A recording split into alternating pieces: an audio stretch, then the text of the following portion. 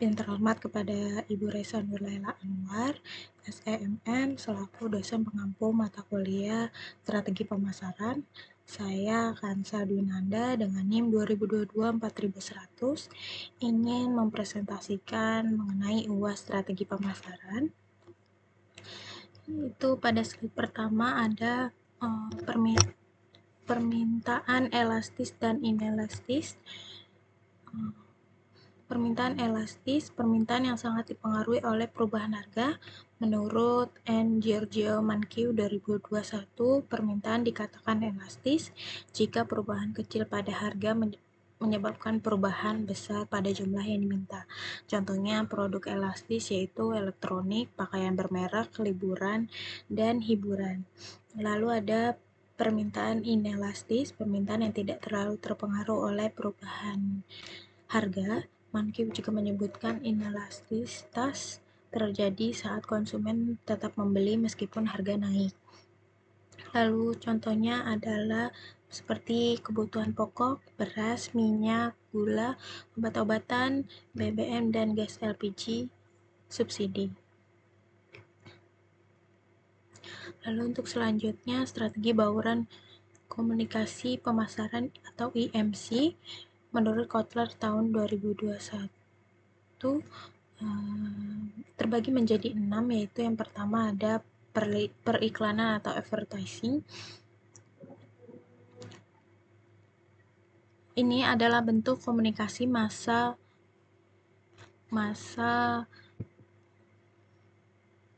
yang berbayar seperti iklan TV, YouTube, Ads, atau billboard. Contohnya adalah Shopee yang aktif beriklan di YouTube dan televisi. Lalu ada promosi penjualan, sales promotion. Bentuknya bisa berupa potongan harga, kupon, banding produk, atau hadiah, misalnya program Buy One Get One Free di Alfamart. 3. Hubungan masyarakat atau public relation. Strategi yang untuk membangun citra baik perusahaan melalui kegiatan sosial seperti CSR. Contohnya, IKEA membuat program bersih sungai sebagai bagian dari kampanye lingkungan. Lalu yang keempat, penjualan personal atau personal selling, proses komunikasi tatap muka seperti sales asuransi yang menjelaskan produknya kepada pelanggannya. Lalu ada yang kelima, pemasaran langsung atau direct marketing, yaitu menggunakan media sosial seperti email, SMS, atau katalog langsung ke pelanggan. Contohnya adalah email promosi dari Tokopedia atau Zalora. Lalu kemudian yang keenam, terakhir adalah pemasaran digital atau pemasaran interaktif digital marketing melalui media sosial, website, aplikasi, dan live TikTok, Shopee, Lazada. Contohnya adalah brand Thanks Insomnia yang melakukan live streaming di TikTok. Live TikTok oleh brand Scarlett. Lalu untuk selanjutnya ada slide 3, strategi komunikasi pemasaran efektif dan kreatif. Untuk menciptakan komunikasi pemasaran yang efektif dan kreatif, langkah-langkah berikut penting dilakukan. Yang pertama adalah kenali target audiens, gunakan data yang segmentasi seperti usia, minat, dan lokasi.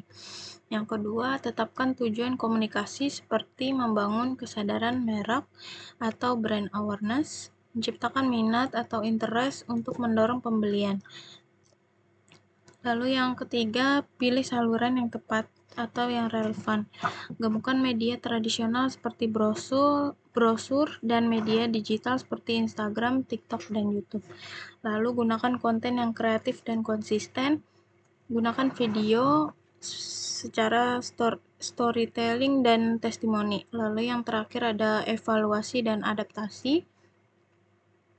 Ukur efektivitas melalui seperti reach, engagement, atau conversion rate.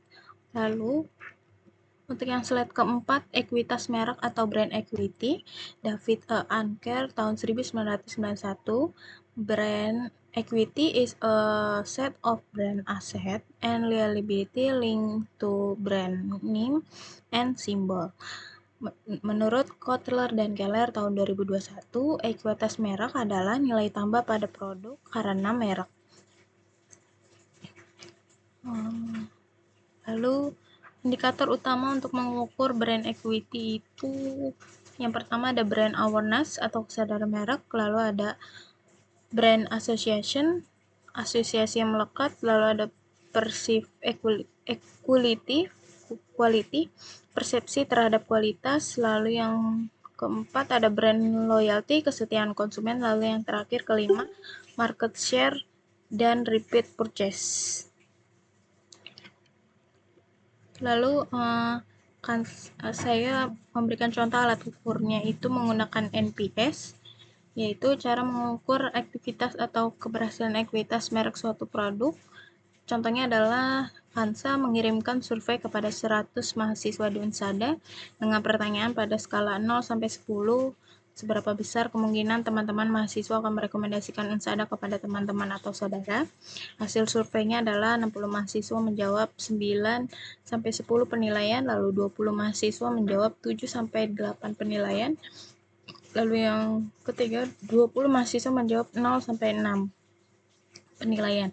Lalu cara menghitung presentasenya adalah promotor 60 dibagi 100 dikali 100 sama dengan 60%, lalu pasif 20 dibagi 100 dikali 20%, lalu detraktor 20 dibagi 100 dikali 20%. Lalu menghitung skor NPS-nya itu rumusnya NPS promoter dikurang detraktor NPS 60% dikurang 20%. Sama dengan 40%. Jadi skor NPS 40 berarti Unsada memiliki tingkat loyalitas mahasiswa yang lebih baik dan lebih banyak mahasiswa yang kemungkinan akan merekomendasikan Unsada kepada khalayak umum. Lalu ada konsep audit dan pengendalian strategi promosi. Menurut Marketing Control dari Kotler tahun 2021 adalah evaluasi sistematik dari lingkungan eksternal dan internal setelah bauran promosi. Yang pertama adalah evaluasi tujuan promosi. Apakah tujuannya sudah sesuai dengan strategi perusahaan? Yang kedua, analisis media yang digunakan. Apakah media yang dipilih efektif dan menjangkau target? Yang ketiga, cek kesesuaian dengan target pasar. Apakah pesannya sesuai dengan karakteristik konsumen? Yang keempat, ukur kinerja menggunakan seperti ROI, engagement, atau conversion rate, dan lain-lain. Kemudian yang terakhir adalah buat rekomendasi perbaikan. Sesuaikan pendekatan berdasarkan hasil evaluasi. Audit ini memastikan promosi akan berjalan secara lancar. Berikut adalah daftar pustaka yang saya gunakan. Itu saja. Terima kasih banyak atas